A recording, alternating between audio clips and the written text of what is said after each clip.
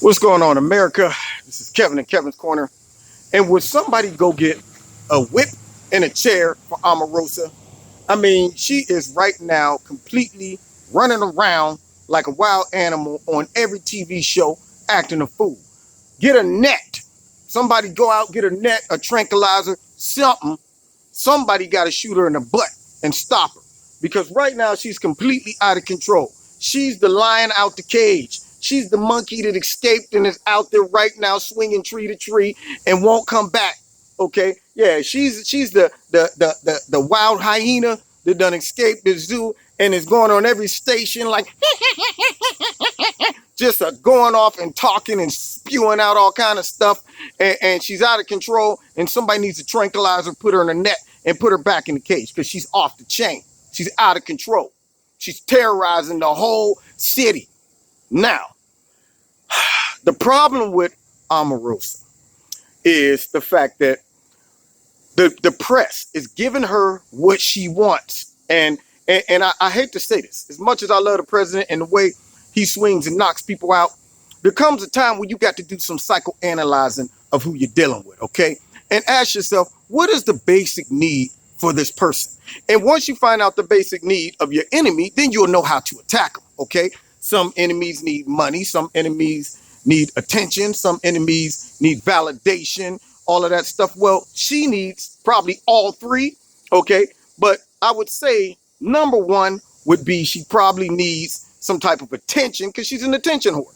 Every chance she gets, she needs to be in front of a camera, all right? And her secondary need probably is money, all right? And so President Trump, he's kind of got a little bit of that in him too, you know? I mean, when you're dealing with a person who loves being in front of the camera, he's an alpha male, you're fighting now fire with fire. Both of them kind of got some of those attributes of, hey, give me the camera, put me in front of the camera, watch me work. But in this particular case, the president has to be smart about it, because by responding to Omarosa like you want to, because I know what he's feeling.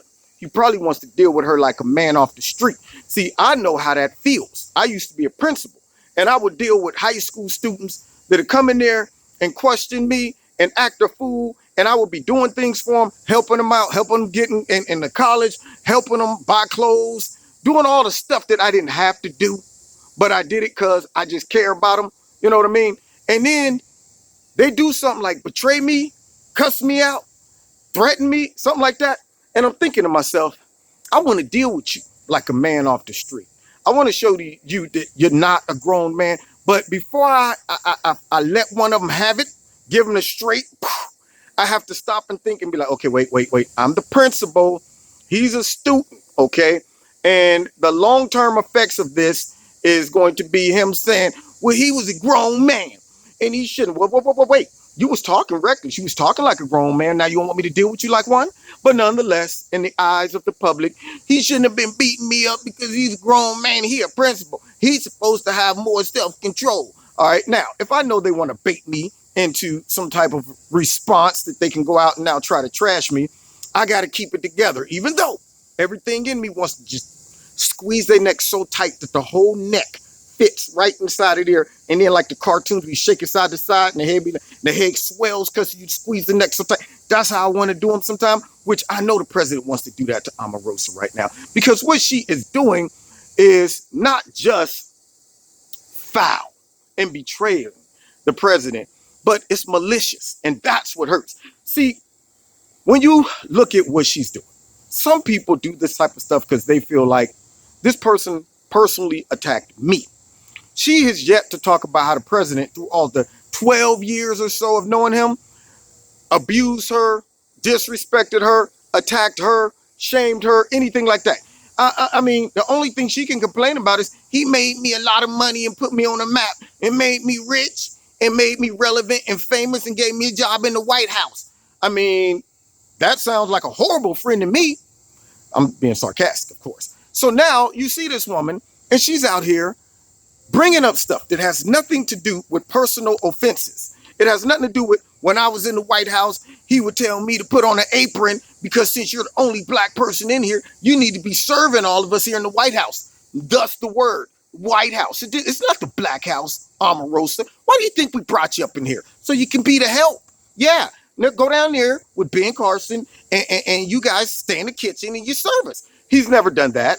She can't say that he called her the N word. She's bringing up stuff that has nothing to do with him hurting her or offending her personally. She's going all over the place, and that's when you know that it's malicious and it's for money and it's stuff that they have given her to say that will make the sales more beneficial, make the sales more profitable, yeah, and make her sound a little more diverse when it comes to her slandering of President Trump. They don't want to streamline slandering. They don't want it to be segmented. They don't want it to be like, all right, here's one or two things I didn't like about the president. This is when you know it's made up and it's malicious. She is all over the spectrum when it comes to her garbage spewing, and she's hitting every talking point of the left. She's like, okay, what else they say about him?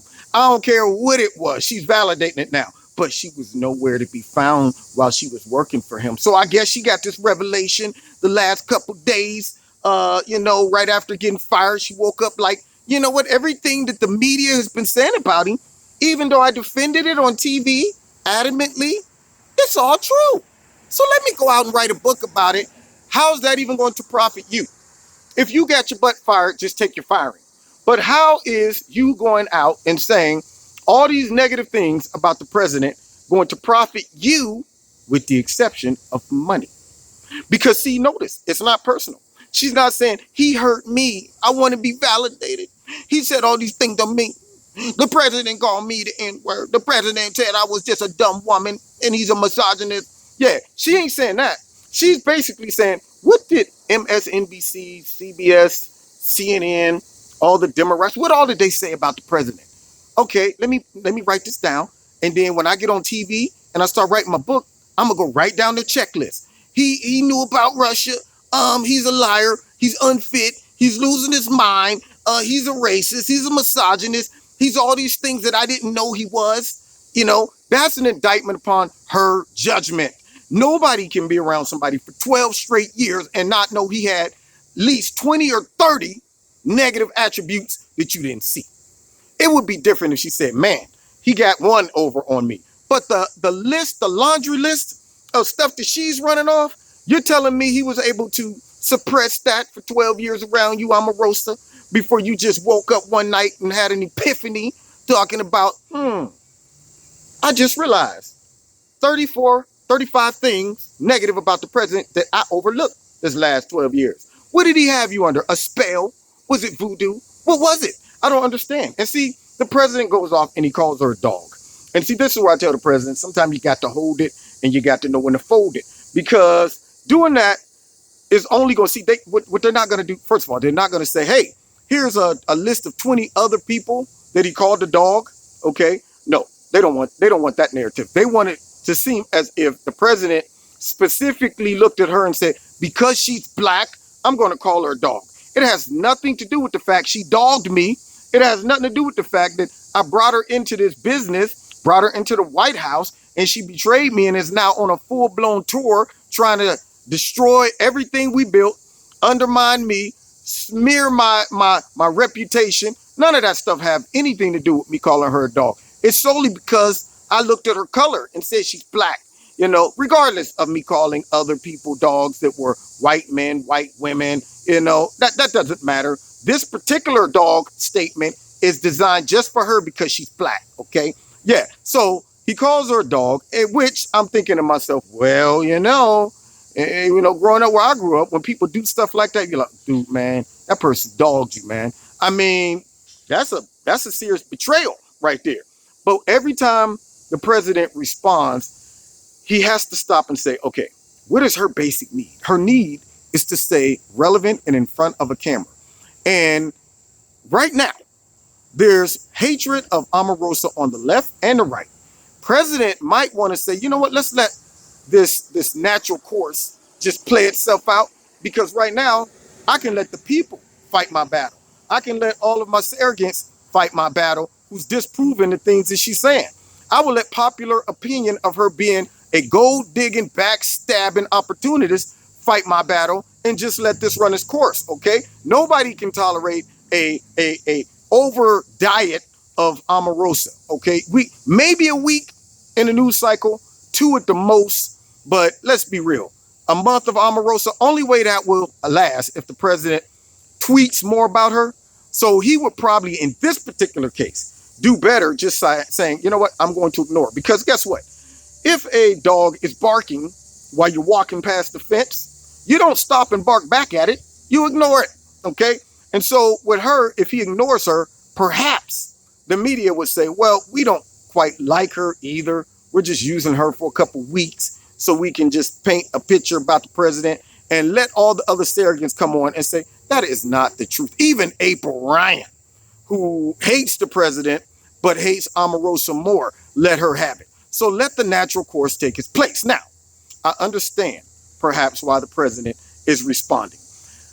Okay, I'm about to let y'all in on something. Ladies, I'm going to give y'all a secret about men that you might not know. Fellas, you know, I want y'all to turn off the, I'm not selling this out. I'm just being real, okay? See, men, president brought her in. Obviously, he has this loyalty thing where he says, man, and I understand it. People who supported you when nobody else believed, you want to honor that, okay? But unfortunately, Omarosa, being the sociopath that she is, was able to suppress her wicked and evilness for a long time so she could benefit. And he brought her into the White House. And this is the way she treated him, how she repaid him. Now, that's something that hurts deep. But let me tell you something about men. Men have a different way of expressing emotions and feelings, especially a man that is very powerful or prideful. He never wants to show weakness, okay? He doesn't even use terms, emotional terms that might appear weak, like, you know, sensitivity or I was hurt, you know, things like that. In fact, men don't even talk about feelings. I will hear 2 women talking and they'd be like, girl, I heard you got fired. What happened? My boss came in and said I ain't did nothing in the last month and he fired me. And women will use terms and ask questions like, well, how did that make you feel? Men are like, how to make me feel? We don't even ever talk about feelings. Like if I lost my job, my boy would never come up to me and say, man, that's messed up, man. How did that make you feel? I'd be like, what? How did it make me? Man, don't be asking me how that made me feel. You know how men deal with those things? They say, oh man, that's messed up, man. Hey, for real though, if you need me, let me know. You good? You good? That's about it. I don't care what the situation is. We don't get into how did that make you feel? What were you thinking when that happened? What, girl, let me see how you, guys don't do that. They don't do that. And they never express, we redefine the emotion. You know, we had to cope with it, you know, so we can still feel like men, we have to redefine it. Let me give you an example. When men are hurt by someone or something, they usually reassign the emotion. So a guy comes in, he catches his girlfriend with some guy, all right? He's talking to his boy, and he's like, man, I can't believe it. I walked in the house the other day, she was with some dude. Man, I was madder than a mug.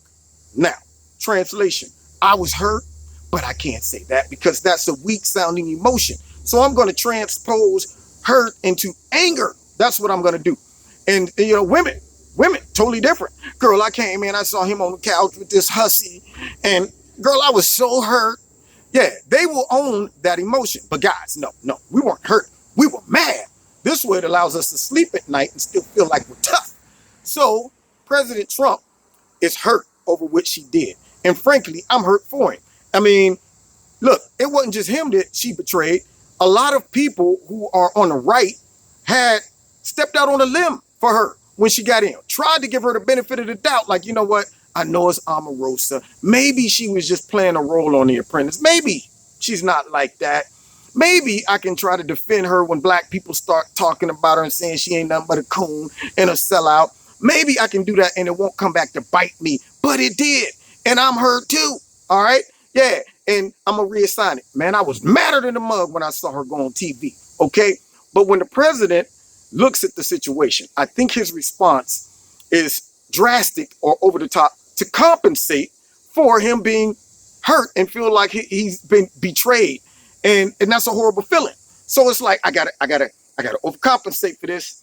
I gotta deal with this. And instead of me toning it down, to make myself feel like this don't hurt as bad as it do, I'm going to lash out, and I might even be kind of drastic, but by doing that, you're giving her what she wants, because then she goes back on TV like, see, look what he called me. He called me a dog. And, the media is not going to distribute President Trump's aggression towards his enemies. They're not going to say, well, you know what? He's called plenty of people dogs. So why do you think he just called you one? Huh? You think you're just special? You're a special dog? Huh? No. Yeah. They're not going to say that. They're going to make it seem like, oh, it's all because you're black, Omarosa. And now you're feeding into her narrative. So in this case, the president should probably just pump the brakes and say, you know what? Nobody trusts this woman. They all can see through it. If I just keep it together for a couple weeks, she'll just go away. She won't be relevant, because what she needs is to stay relevant, stay in the face of the camera, and the secondary goal is to get rich doing it. And so right now, hopefully, nobody's dumb enough to go and buy that book. But you don't need to buy it, because guess what? The liberal media is going to read it for you and tell you everything that's in it. So there's no need to buy the book. Now, if you know that she's corrupt and crooked and a gold digger, then she becomes irrelevant in a couple weeks, because both the left and the right despise her. She's done. She might want to go ahead and move to a country that never heard of Omarosa. Perhaps maybe go and live with the pygmies, go out in the Alaska with the Eskimos, somewhere where nobody knows who Omarosa is, and maybe somebody will like her. No, I'm sorry, I can't say that. She'd be out there driving the Eskimos crazy, have them fighting amongst themselves. Yeah, just messing up everybody's community. Anyway, you've been listening to Kevin from Kevin's Corner. You like this video, hit like, share it. But yeah, somebody make sure you go out with your net. If you're out riding around and you see her roaming the streets, just get out with the net, snatch her up. Maybe we can get her back in the cage, because right now she's out on the loose, threatening people, growling, spitting, and slobbering all over the place. And something needs to happen to settle her down. Where's my whip in my chair? Anyway, God bless you. Find me on Facebook, Twitter. Check me out on Wednesday night, 7:30. And also, if you want to donate to Kevin Corner, there's links in the bottom. Do so. God bless. See you next time at Kevin's Corner.